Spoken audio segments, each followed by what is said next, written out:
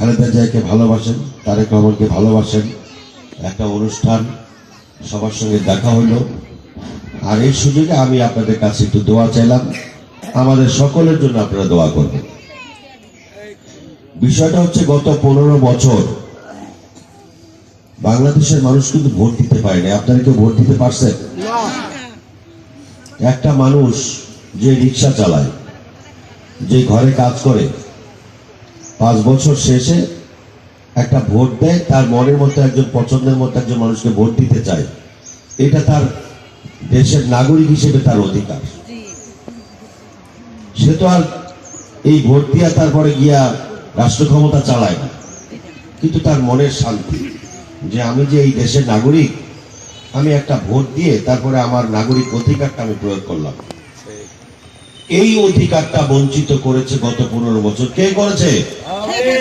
শেখ হাসিনা এবং আওয়ামী লীগ মানুষের ভোটের অধিকার হরণ করেছে। আর যারা ভোটের কথা বলছে,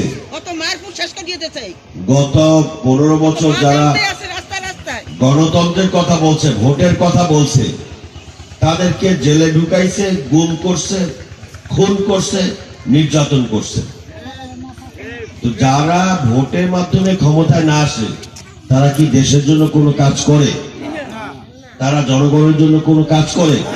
কারণ যেহেতু জনগণ ভোট দেয় নাই, অর্থাৎ জনগণের প্রতি তাদের কোনো দায়িত্ব নেই।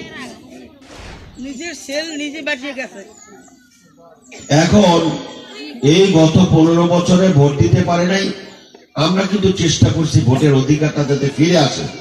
সেই জন্য আমাদের নেতা জনাব তারেক রহমান সাহেব আমাদেরকে আন্দোলন করতে বলছে। আমরা কিন্তু সারা দেশে আন্দোলন করছি। এই আন্দোলন করতে গিয়ে এখানেও যারা আছে প্রত্যেকের নামে মামলা হয়েছে।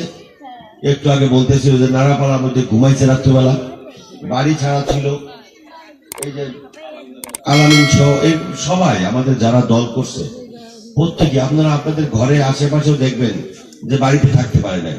ভোট হয়েছে, 18 সালে ভোট করলো। আমাদের মুজিবুর রহমান সরওয়ার সাহেব ধানের শীষের প্রার্থী ছিলেন, সেই প্রার্থী সে বাড়ি থেকে বাড়িতে পারে না। তার পক্ষে যারা কাজ করবে তাদেরকে জেলে দেয়। আপনাদের যাদের বয়স হয়েছে, আপনাদের মনে আছে না, ছোটবেলায় ভোট বানিয়ে একটা আনন্দ, একটা ফুর্তি, বাড়িতে বাড়িতে সবাই যাবে, চা মুড়ি খাইবে, স্লোগান দিবে, কেউ এই দল করবে, কেউ ওই দল করবে, কিন্তু ভোটটা একটা আনন্দ। এই গত 17-18 বছরে মানুষ যে ভোট যে আনন্দের জিনিস, এইটাই ভুলে গেছে। এখনকার যে ছেলে পেলে, এই যে 30, 35, 40 বছর, ওরা জানেই না যে ভোট মানে একটা আনন্দ। ওরা জানে ভোট মানে ওই আওয়ামী লীগ ক্ষমতা আসে। অর্থাৎ ভোটের নামে প্রতারণা করছে, মানুষের ভোটের অধিকারকে হত্যা করছে আওয়ামী লীগ। সেই জন্য এই দেশের মানুষ কি তাদেরকে ছেড়ে দিয়েছে? ছাইড়া দেয় নাই। আল্লাহ পাকের মেহেরবানিতে শেখ হাসিনা এবং তার যারা সঙ্গী পাঙ্গি যা আছে, কেউ পালায় গেছে, কেউ জেলে গেছে, কিন্তু তাদের যারা প্রেতাত্মা, তাদের যারা সহযোগী, তারা কিন্তু এখনো আনাচে কানাচে ঘরে গুপ্তি করতে আস্তে করে ঘাপটি মেরে রয়ে গেছে। সাপ যদি কোনো জায়গায় ঘাপটি মেরে থাকে, যে কোনো সময় কিন্তু ফনা তুলতে পারে। এই ফনা যাতে তুলতে না পারে, সেই জন্য আমাদেরকে সতর্ক থাকতে হবে। এই যে একটা শীত বস্ত্র, এই শীত বস্ত্র যার ঘরে দরকার, রাষ্ট্রের কাছে মেসেজ দেওয়া হবে যে এখানে আমার এই জিনিস দরকার। সেই সরকারের দায়িত্ব বাড়িতে গিয়া এই শীত বস্ত্র হোক, কাপড় চোপড় হোক, খাবার দাবার হোক, এটা বাড়িতে পৌঁছে যাবে। এটা হলো উন্নত দেশের নিয়ম। পরে তারা আবার দুর্নীতি, লুটপাট, সন্ত্রাস, নৈরাজ্য তারা শুরু করছে। অর্থাৎ দেশকে, দেশের মানুষকে ভালোবাসার লোক যদি সরকারে না আসে, ক্ষমতায় না আসে, তাহলে দেশের উন্নয়ন হয় না। এখন আমাদের ভোটের অধিকারই তো ছিল না। তো ভোটের অধিকার না দিলে আপনি পছন্দের মানুষকে কিভাবে ভোট দিবেন? এই ভোটের অধিকার ইনশাল্লাহ এখন প্রতিষ্ঠা লাভ করবে। হাসিনা যেহেতু পলাইছে, স্বৈরাচার পলাইছে, এইবার ভোটের অধিকার পাইলে আমাদের নেতা জনাব তারেক রহমান সাহেব বলছেন ভোটের অধিকার আমরা প্রতিষ্ঠা করব, ভোট আপনার যাকে ইচ্ছা তাকে দিয়ে।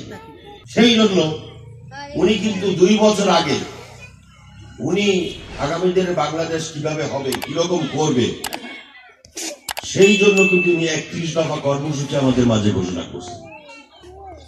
এই 31 দফা কর্মসূচি উনি জাতির সামনে পেশ করছেন।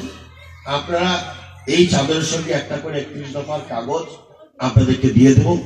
আপনারা যারা লেখাপড়া জানেন তারা নিজেরা পড়বেন, আর যারা না পারেন ছেলে মেয়ে নাতি যারা আছে তাদেরকে বলবেন পড়তে, আপনি শুনবেন।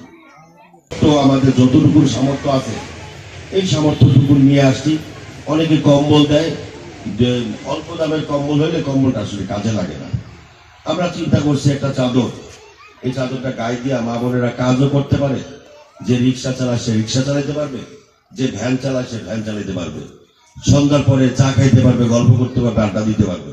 ছোট্ট আয়োজন, আল্লাহ যদি কোনোদিন ভালো আয়োজন তৌফিক দেয় চেষ্টা করব ভালো আয়োজন করার।